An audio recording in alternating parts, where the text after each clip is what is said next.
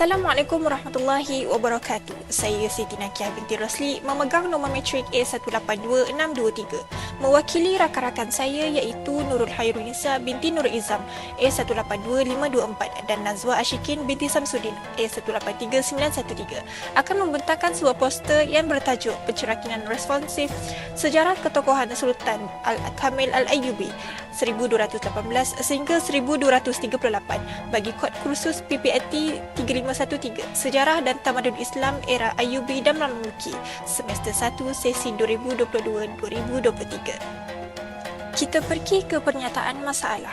Menurut Hassan dan Bayarli 2021 menghujahkan bahawa Sultan Al-Kamil ialah seorang pemimpin kerajaan Ayyubiyah yang berwibawa dalam menerajui sebuah kerajaan berdaulat di wilayah Mesir pada abad ke-13 Masihi.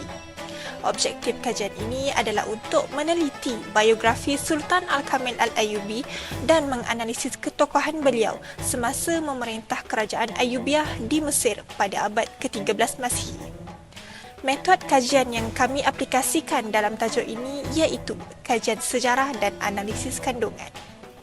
Hasil kajian yang kami perolehi ini, kami memfokuskan 3 subtajuk iaitu biografi Sultan Al-Kamil, gencatan senjata selama 10 tahun iaitu pada tahun 1229 dan peristiwa penting era Al-Malik Al-Kamil.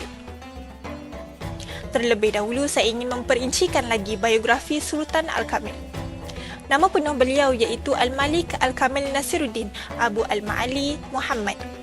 Beliau merupakan Sultan Ayyubiyah Mesir keempat dan tanah di bawah pemerintahan Ayyubiyah di Syria dan Palestin dari 1218 sehingga kematiannya iaitu pada tahun 1238. Beliau adalah anak kepada Al-Adil iaitu saudara kepada Salahuddin, pemerintah Ayyubiyah pertama Mesir dan pemimpin legenda umat Islam menentang tentera salib Eropah. Al-Kamil dibesarkan untuk menjadi seorang pemerintah dan dididik dengan kemahiran ketenteraan yang diperlukan dan persediaan intelektual. Beliau belajar membaca Al-Quran dan belajar hukum Islam dan ilmu agama. Al-Kamil dibesarkan dalam masyarakat Islam yang berbilang agama, di mana orang Yahudi dan Kristian mengekalkan undang-undang, adat dan rumah ibadat mereka sendiri. Kisah Sultan Al-Kamil ini juga diceritakan di dalam sebuah tayangan yang diberi tajuk The Sultan and the Saint yang dikeluarkan pada tahun 2016 yang mengisahkan tentang pasukan tentera salib dari Perang Salib yang pertama sehingga Perang Salib yang kelima.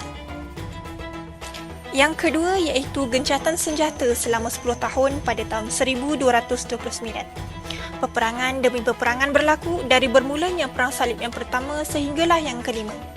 Bagi mengelakkan Perang Salib yang ke-6 tercetus lagi, maka pada Februari 1229, Sultan Al-Kamil mengambil keputusan untuk membuat perjanjian damai dengan melaksanakan gencatan senjata selama 10 tahun dengan Frederick II yang dikenali sebagai Perjanjian Jaffa.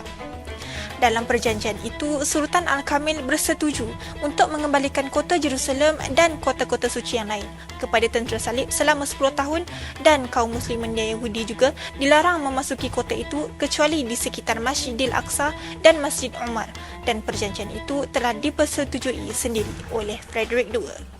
Reaksi umat Islam pada ketika itu apabila mendengar perjanjian Jaffa dilaksanakan mencetuskan kemarahan buat mereka. Setelah Al-Kamil mengetahui tentang kemarahan umat Islam yang meluas terhadap perjanjian Jaffa, beliau cuba membenarkan tindakannya dengan menjelaskan bahawa Jerusalem tidak mempunyai kubu yang kuat untuk menentang serangan daripada luar dan tempoh gencatan senjata 10 tahun itu cukup untuk Al-Kamil membuat persediaan ketenteraan dan kubu pertahanan yang kuat untuk menempuh serangan pasukan tentera salib selepas gencatan senjata berakhir. antara peristiwa lain yang berlaku pada era pemerintahan Sultan Al-Kamil. Pada tahun 1219, Al-Kamil tidak dapat membela kota Dimyat dan akhirnya kota Dimyat jatuh ke tangan orang Kristian kerana kelaparan dan penyakit yang dilanda oleh seluruh rakyat kota Dimyat.